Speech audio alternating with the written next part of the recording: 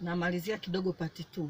Kuna kitu kimoja, mtu anapokufa utasikia watu wanasema neno hili, nataka leo niwafungue watu. Labda ni mazishi, mchungaji au padre au yoyote anazika, anasema Mungu muweke mahali pema peponi. Neno la kwanza.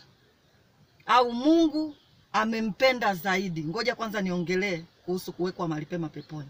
Anayechagua sehemu ya kwenda sio yule mchungaji anayekufanya mazishi yako. Sehemu ya kwenda unatakiwa uichague mwenyewe ukiwa sasa hivi uko hai, kwamba utaenda peponi, utaenda motoni. Usitegemee mazishi yako yale sala za wale wachungaji atakusaidia. Yale ni maneno ya kufurahisha umati wa watu, hawaambii watu ukweli. Mungu muweke mahali pema peponi, unamchagulia Mungu pa kukuweka wewe? Mnamfundisha Mungu akuweke wapi? Matendo yako leo unaoyafanya ndio yataamua wewe ukae peponi, ukae sehemu ya milele. Lakini sio usubiri uombewe.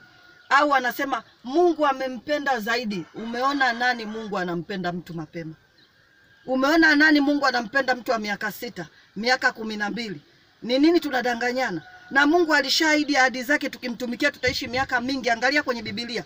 Wote wa mwanzo wakina Ibrahim, wakina Sara wamekufa miaka 120, 114, wengine wanafika mpaka 100 na ngapi. Kwa nini sisi tunakufa wadogo? Tuache maisha machafu, tuache kufanyiana vitu vibaya.